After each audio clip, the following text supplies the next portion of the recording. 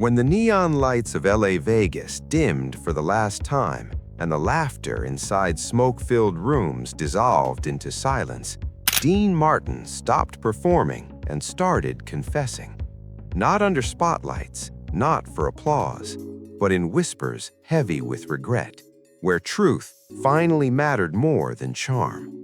He had outlived the illusion of Hollywood, long enough to see the glitter fade and expose a machine built on hunger, power, and quiet transactions. As a king of the Rat Pack, standing beside Frank Sinatra, Dean had access to everything: movie sets, mafia tables, and secrets never meant to survive daylight. He watched careers bought with bodies, dreams traded for favors, and innocence vanish before fame arrived. In this world, he learned one unforgiving rule: every star paid, and the bill was never small. Before his death, Dean Martin finally spoke the names no one wanted spoken. 5 Golden Age actresses the world adored. 5 women celebrated as goddesses. But behind closed doors, they were survivors of a brutal system that sold beauty and consumed souls. This is not gossip. This is not rumor. This is the confession Hollywood never wanted you to hear. The first name that always fell from Dean's lips carried both reverence and sorrow: Marilyn Monroe. To the world, she was laughter, curves, and light. To Dean, she was a frightened girl named Norma Jean, standing at the edge of survival. Long before the white dress over the subway grate, before Playboy covers and global fame, Marilyn was poor, hungry, and alone in post-war Hollywood. Dean understood the era she entered. The studio moguls ruled like kings. For young women without money or connections, there was only one door that truly opened. Marilyn learned quickly that auditions often happened at night, in private rooms, with no scripts on the table. Dean had heard the whispers, seen the looks exchanged at parties, where Marilyn wasn't a guest, but an offering. In 1949, Marilyn posed nude for a handful of dollars, not for art, but because rent was due, and hunger doesn't wait. That image would later be sold as boldness and freedom, but Dean knew the truth. It was desperation. He remembered how powerful men treated her like a beautiful favor passed around, how even underworld figures connected to LA Vegas saw her as a prize rather than a person. Hollywood built her into a sex symbol only after it had pushed her into using her body to survive. When Dean raised a glass to Marilyn Monroe, he didn't see glamour. He saw a trembling girl stepping into dawn after another night she wished to forget. Marilyn was not shameful. She was proof that Hollywood could shatter innocence and sell it back as fantasy.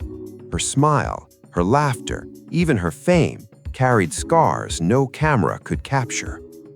Joan Crawford was different. Elegance, control, Oscars, on-screen, perfection.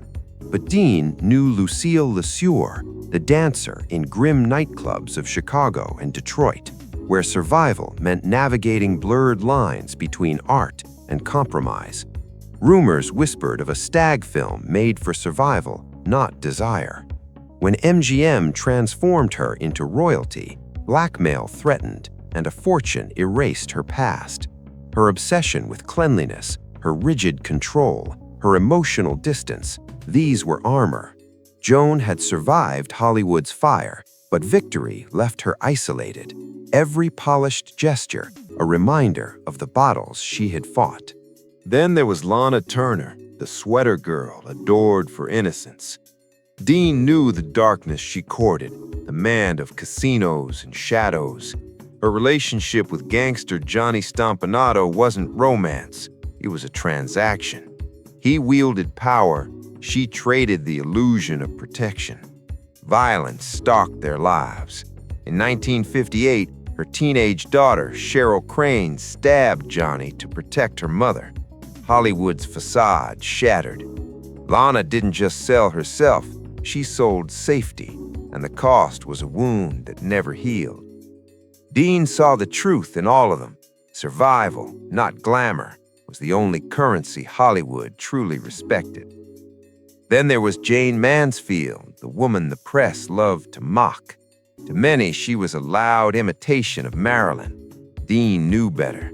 Jane was no fool. She was a genius, with an IQ that rivaled legends, fluent in multiple languages, a trained musician, and a devoted mother. But Hollywood didn't want her mind. It wanted her body. Jane understood the rules with painful clarity. Men didn't crave intelligence. They craved spectacle. So she played the role of her life, turning herself into a living headline. Dean watched her at parties in Las Vegas and Washington, where she wasn't there to speak, but to be seen. Tight dresses, forced laughter, calculated accidents under flashing cameras. She became dessert at banquets of power. Jane once said that if you were going to do something wrong, you should do it big enough that the world couldn't ignore you. Dean thought that sentence was her confession. When the attention faded, so did Hollywood's affection. Jane was pushed into smaller venues, cheaper stunts, clinging to relevance.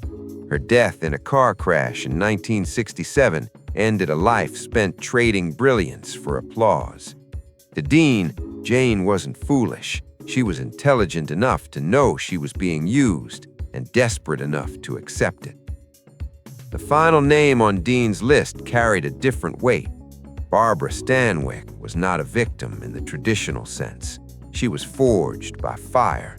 Born Ruby Stevens, orphaned young, she grew up in poverty in Brooklyn, in Brick and Denise, Brooklyn. Her early years were spent dancing in Prohibition-era speakeasies, places filled with gangsters, bootleggers, and corrupt power. Dean knew those environments well. Survival there meant compromise. Barbara traded her body not for fame, but for escape. She endured silent transactions and humiliations to claw her way out of poverty. A heart hardened too early.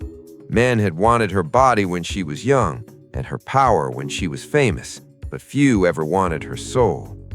To Dean, Barbara Stanwyck was the ultimate proof that strength often grows from humiliation, and survival always leaves scars. When Dean Martin finished telling these stories, the bar was quiet. 5 women, 5 legends, 5 lives shaped by the same unforgiving machine. They were not fallen angels. They were players in a brutal system that demanded payment in flesh, dignity, and peace. Hollywood was never a fairy tale. It was a marketplace, and these women paid the highest price to be seen. Dean believed they weren't weak, they were survivors. Their stories weren't shameful, but warnings of the price of fame. As the smoke of Hollywood lingered, one question remained. If given the choice, would they trade the spotlight for peace? Or was mere survival the only triumph the industry ever offered? Think on that and share your thoughts. Thanks for watching.